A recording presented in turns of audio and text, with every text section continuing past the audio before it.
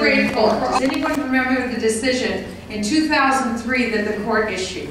They issued a decision that told the state legislature that the legislature had to pass a law in conformity with the will of the justices. Does anyone remember what that decision was about? Marriage. Do you remember? It was about marriage. It had something to do about redefining marriage. I had heard that in Minnesota and knew that that would come our way as well. And so I announced that I was going to introduce a constitutional amendment that would allow the people of Minnesota to vote on the laws that they live under, particularly the definition of marriage. Whether marriage would be between one man and one woman. Yeah. And yes. that is the concept.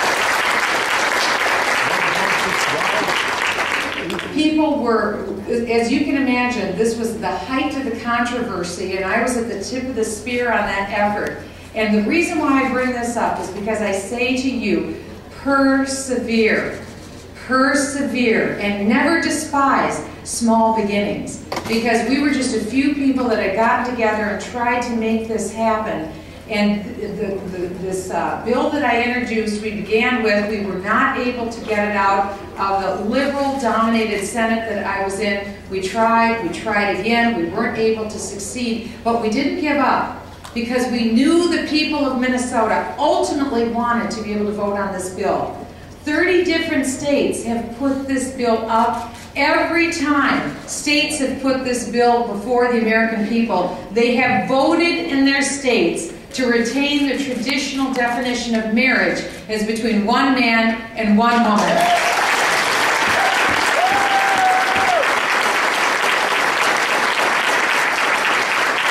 And though I am no longer in the Minnesota State Senate, I am privileged to be able to serve the people of Minnesota's 6th District in the House of Representatives.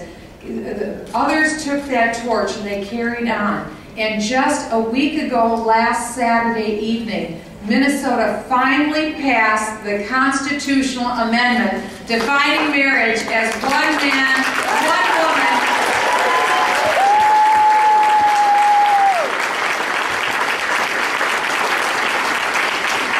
And so Minnesota is the first state that has decided this issue will be on the ballot in 2012. The state of New Hampshire, I understand, will be taking this issue up as well, and other states. This is the time. And so I want to encourage all of you at home, if you don't have a similar amendment, consider this in your home states. I believe this is the time to do it. So I just want to say thank you to those who continue to carry that.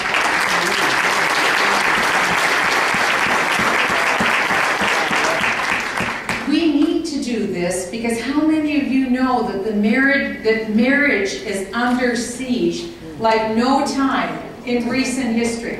Just recently in USA Today and in other magazines, we got the census data out that said that married couples have dropped below half of all American households for the first time, according to the Census Bureau. It's a milestone in our nation's history. Do you know that back in 1950, 78% of all households represented a married couple, and today we're at 48%.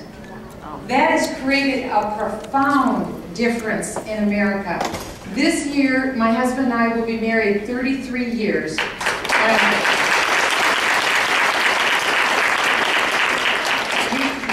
You're clapping for the wrong person in our marriage. It's my husband who deserves the lion's share of the credit for that. It does help though when you're married to a marriage and family therapist. I have to say, we do have an unfair advantage there. And I'm extremely grateful for this wonderful man. He's not only committed deeply to our marriage, but he's committed to our children.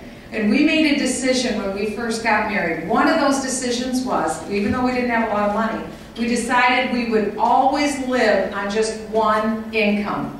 We wouldn't be dependent on both of our incomes because we knew we both had broken hearts for at-risk children. I don't know what it was, but God put that on our heart. We had broken hearts for at-risk kids. We knew somehow we wanted to reach out and be a part of a solution for them. Along the way, God blessed us. We had 5 wonderful biological children. And then at a certain point, the Lord allowed us to bring 23 foster children into our home. And I'm happy to say all of our foster children successfully graduated from high school. They were launched into the world, and they're off in their various endeavors.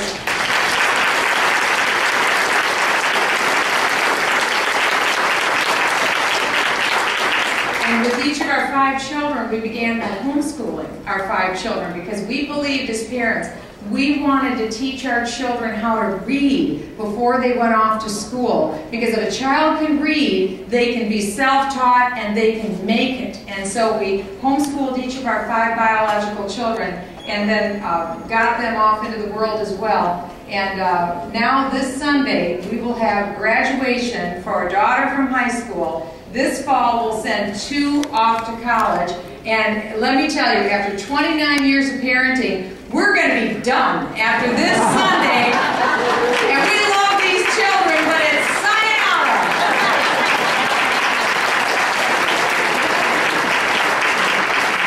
There is something to be said for an empty nest. And moving on. Adolescence does end in our family, so we're excited about it. But marriage is extremely important. Children are extremely important and to be highly valued. And that's one thing that I think in our society we have done fairly well, is place a high value on children. We need to do that for the benefit of the next generation. And I think that's why the issue of life is so profound and so dear. When my husband and I met in college, we were 19 years of age. We had seen a film series, perhaps some of you saw it. It was called How Shall We Then Live? It was by Dr. Francis Schaeffer. And he said in that film series that abortion was the watershed issue of our time. And my husband and I heard that, and it was a profound thought for both of us. The importance of that issue and the high value that we need to place on human rights and on human life. The founders did in the Declaration of Independence. They wrote in the Declaration, Thomas Jefferson penned the words, that we are endowed by our Creator with certain inalienable rights. That among those rights are life. That's the first right. And the incredible thing about this statement is that the inalienable rights are ones that man cannot give. He's incapable of giving them. Government is incapable of giving inalienable rights. Only a creator can. In the wisdom of the founders, they recognized this natural law, this truth that was self-evident to all people, that only God could give life. And the other side of that is that not only can man not give that right, nor can government give it, the opposite side is that government is without power or authority to take that right away. This is one of the self-evident truths that rings a chord of recognition in the hearts of all men. That there is an inalienable right to life and liberty and the pursuit of happiness. And I think that's why this has been such a tremendous controversy since the Supreme Court decision that was written by Harry Bachmann in the early 1970s regarding this issue of life and when we will preserve life. Also, be encouraged. Be encouraged on the marriage front. Be encouraged on the life front. Let me share this statistic with you because there's a poll that was done by Quinnipiac University. Voters opposed by 72% to 23% using any public money in the health care overhaul to pay for abortions. 72% of Americans opposed the provision in Obamacare to pay for taxpayer-funded abortions. 72%.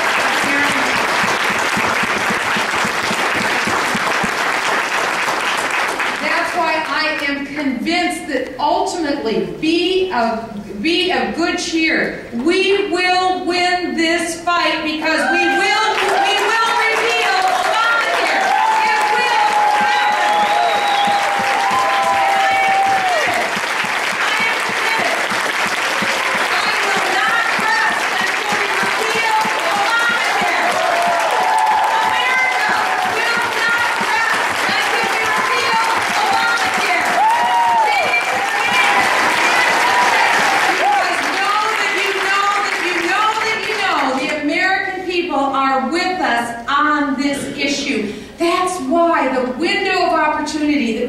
in 2012 is so crucial. Carol Schulstead, who was standing here introducing me before, has been working tirelessly in the Minnesota legislature to prevent the state legislature from the early implementation of Obamacare in our states. In all of your 50 states, I urge you, faith and freedom activists, to do the same. Work in your states to prevent the early implementation of Obamacare. This is the dirty deal that was done with Obamacare. Some of you may know this, some of you may not.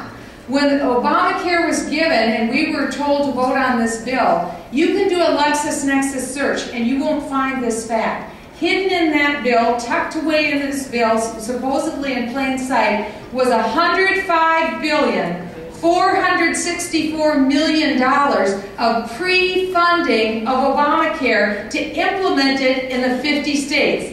This is like a lot of money. $105,464 million. We spent about 5-6 weeks at the beginning of this year arguing over cutting $37 billion out of the budget. You think maybe this went unnoticed? At the very last minute, in fact, do you think maybe that's why Speaker Pelosi famously said we have to pass the bill to know what's in it? Maybe that's why members of Congress should read these bills before they vote on them?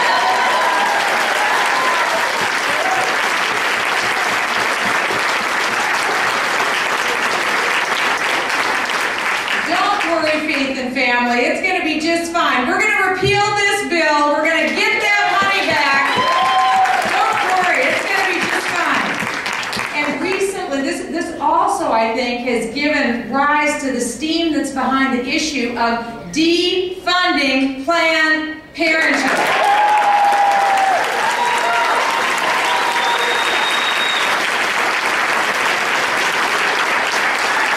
At a time when President Obama is calling on the Congress to give him authority to increase borrowing money that we don't have, so raise the debt ceiling by borrowing another $2.4 trillion, and we're giving money to corrupt organizations like Planned Parenthood that are committing crimes and enabling young minor girls and covering up issues. I don't even want to talk about it because it's so disgusting. But this organization has, by their own records, performed 324,008 abortions in 2008 and 2009.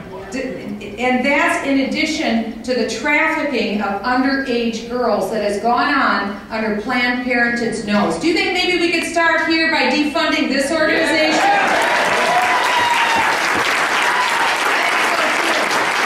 It couldn't come soon enough. They're a billion-dollar-a-year organization. They need to stand on their own. And here's another issue that we've all heard about and has come to our attention in the last couple of weeks, and that's Israel. Our president made a shocking display of betraying our greatest friend and ally, Israel, when he said to Israel, you need to give up yet more land, you must give up more land, shrink to your 67 borders, as a matter of fact, cut your nation in two so you're separated from each other to indefensible borders, and give that land away to the Palestinians, who, by the way, don't even recognize that Israel exists or has a right to defend herself. America must do what all previous presidents have done since Harry Truman and stand with Israel.